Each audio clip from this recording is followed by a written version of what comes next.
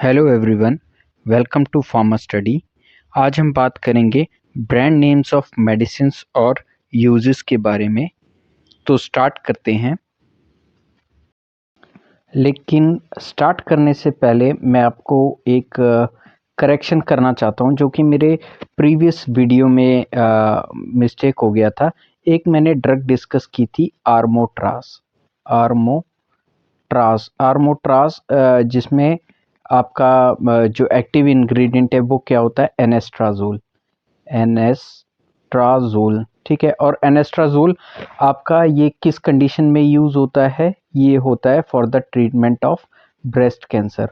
मैंने अपनी वीडियो में बोला था कि ये जो मेडिसिन है ये बहुत ही कॉस्टली मेडिसिन है और it cost around 1 lakh rupees, है ना। तो यूजुअली जो हमारी एंटी कैंसर ड्रग्स हैं वो महंगी होती हैं, ठीक है, और बहुत महंगी होती हैं, ठीक है। लेकिन आर्मोट्राज इतनी महंगी नहीं है। आर्मोट्राज आपको मार्केट में 300 या 400 रुपीज़ और 500 600 के अराउंड, मतलब 300 to 600 के अराउंड आपको ये स्ट्रिप अवेलेबल होगी मार्केट में, ठीक है। आज हम स्टार्ट करते हैं। आज मैं एंटी कैंसर ड्रग ही लाया हूँ पहला, एवास्टिन 400 mg इंजेक्टेबल फॉर्म में है। और इसमें जो एक्टिव इंग्रेडिएंट है वो क्या है, बिवेसिजुमैब। ठीक है, बिवेसिजुमैब में आपको एक चीज़ याद रखनी है, जो भी ये मैब डेरिवेटिव्स है ना, मैब यहाँ पर स्टैंड करता है मोनोक्लोनल एंटीबॉडी। मैब क्या करता है? Stand monoclonal antibody. ये नए प्रोडक्ट्स हैं, बिल्कुल रीसेंट प्रोडक्ट्स हैं, ठीक है, और ये बहुत ही इफ़ेक्टिवली काम करते हैं। और इनकी सिंथेसिस भी थोड़ा डिफ़िकल्ट होती है, जिसकी वजह से मल्टीपल स्टेप्स इसमें इन्वॉल्व होते हैं, जिसकी वजह से इसकी जो कॉस्टिंग है ना वो बहुत मतलब महंगी होती हैं ये प्रोडक्ट्स, ठीक है। तो ये जो प्रोडक्ट है ना, जितने भी मैप प्रोडक्ट्स है, ये मार्केट में मिलेंगे बहुत ही हाई रेट पे, ठीक है। तो इसकी कॉस्ट है 1 लाख टू 1.2 1.3 के अराउंड आपको ये मार्केट में अवेलेबल होगा प्रोडक्ट। तो ये प्रोडक्ट्स आपके महंगे होते हैं, ठीक है। तो अब ये एंटी कैंसर प्रोडक्ट है, ये मैनी टाइप्स ऑफ कैंसर की ट्रीटमेंट के लिए प्रिस्क्राइब किया जाता है। कौन कौन सी कंडीशन है? कैंसर ऑफ कोलोन और रेक्टम, ठीक है, ओवेरियन कैंसर, सर्वाइकल कैंसर, ठीक है, इसके अलावा kidney cancer, brain tumour, non small lung cancer, non small cell lung cancer. ये कंडीशंस है जिन कंडीशंस में ये प्रिस्क्राइब किया जाता है, ठीक है। आर्मोट्राज आपको ध्यान रखना है। एनेस्ट्राजोल वो आपका एंटी कैंसर ड्रग है, ब्रेस्ट कैंसर में दिया जाता है, बट इतना कॉस्टली नहीं है, ठीक है। सेकंड हमारा प्रोडक्ट आ गया एल्प्रेक्स 0.25 mg। इसमें आपका एक्टिव इंग्रेडिएंट क्या है? एल्प्राजोलाम, ठीक है। एल्प्राजोलाम 0.25 mg ये प्रिस्क्राइब किया जाता है एंजाइटी डिसऑर्डर्स में, ठीक है। ट्रीटमेंट ऑफ एंजाइटी और पैनिक डिसऑर्डर्स में ये मेडिसिन जो है प्रिस्क्राइब किया जाता है। एल्प्रेक्स बेसिकली कुछ ऐसी कंडीशंस है, इंसोम्निया कंडीशन है। इंसोम्निया मतलब स्लीपलेसनेस मतलब जिसको नींद नहीं आ रही है, उसको काम करने के लिए ये मेडिसिन प्रिस्क्राइब की जाती है, ताकि उसका स्लीपिंग पैटर्न जो है वो नॉर्मलाइज रहे। नेक्स्ट आ गई आपकी मेडिसिन एक्सर 90 mg, ठीक है। तो एक्सर 90 mg में क्या होता है? टीका ग्रेलॉर, ठीक है। तो टीका ग्रेलॉर आपका कहाँ यूज होता है? ये हार्ट अटैक में यूज होता है, prevention of heart attack and stroke, ठीक है। या तो हार्ट अटैक हो गया उस कंडीशन में दिया जाएगा, या हार्ट अटैक या स्ट्रोक ना हो उसके लिए दिया जाता है, या फिर अनस्टेबल एंजाइना, ठीक है। एंजाइना मतलब आप एंजाइना को समझ सकते हो, जिसको चेस्ट पेन हो रही है, ठीक है, उस कंडीशन में भी दिया जाता है। और चेस्ट पेन ब्लॉकेज की वजह से भी हो सकती है। तो बेसिकली ये जो मेडिसिन है टीका ग्रेलॉर क्या करेगा? जो हार्ट में ब्लॉकेज हो रही है उसको ओपन करने में हेल्प करेगा। तो ये जो है क्लॉट को डिसॉल्व करने में हेल्प करता है, ठीक है, और ये ओरली दिया जाता है। नेक्स्ट आ गया आपका एल्डीजेसिक P 100 mg oblique 325 mg tablet, ठीक है। तो इसमें दो सॉल्ट्स होते हैं एसिक्लोफिनेक 100 mg और पैरासीटामोल 325 mg। ये सबको पता है पेन रिलीफ में दिया जाता है। अब पेन रिलीफ भी कौन सी आपको ये ध्यान रखना है, एक्सेप्ट जो स्मूथ मसल्स वाली जो पेन है ना, जो जैसे फॉर एग्जांपल स्टमक पेन है, किसी को एब्डोमिनल पेन है, वहाँ पर नहीं दिया जाता, लेकिन मसल रिलेटेड पेन है, कोई गिर गया है ना, उन कंडीशंस में ये प्रिस्क्राइब की जाती है। ठीक है, नेक्स्ट हम बात करते हैं, नेक्स्ट आ गया आपका एटरेक्स सिरप। एटरेक्स सिरप में आपका एक्टिव इंग्रेडिएंट क्या होता है, हाइड्रोक्सीजीन। हाइड्रोक्सीजीन आपको मल्टीपल कंडीशंस में प्रिस्क्राइब की जाती है। ठीक है, for the treatment of vertigo, मतलब किसी को चक्कर आ रहे हैं तो दिया जाता है।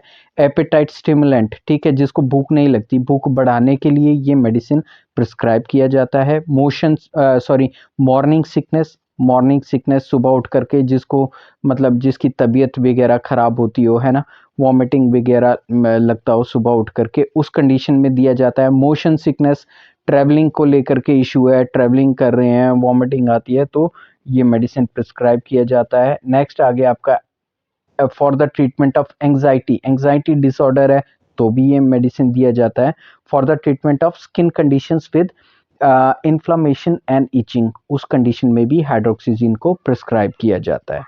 नेक्स्ट बात करते हैं एब फ्लो एंड टैबलेट। एब फ्लो एंड टैबलेट, इसमें आपका क्या होता है, एसिब्रोफाइलिन प्लस एसिटाइलसिस्टीन। एसिब्रोफाइलिन 600 mg और एसिटाइलसिस्टीन आपका 600 mg कॉम्बिनेशन में होता है। इसके अलावा एक और नीचे ब्रांड नेम है एबी फाइलिन एंड टैबलेट। ठीक है, इसमें भी एसिब्रोफाइलिन और एसिटाइलसिस्टीन 600 mg होता है।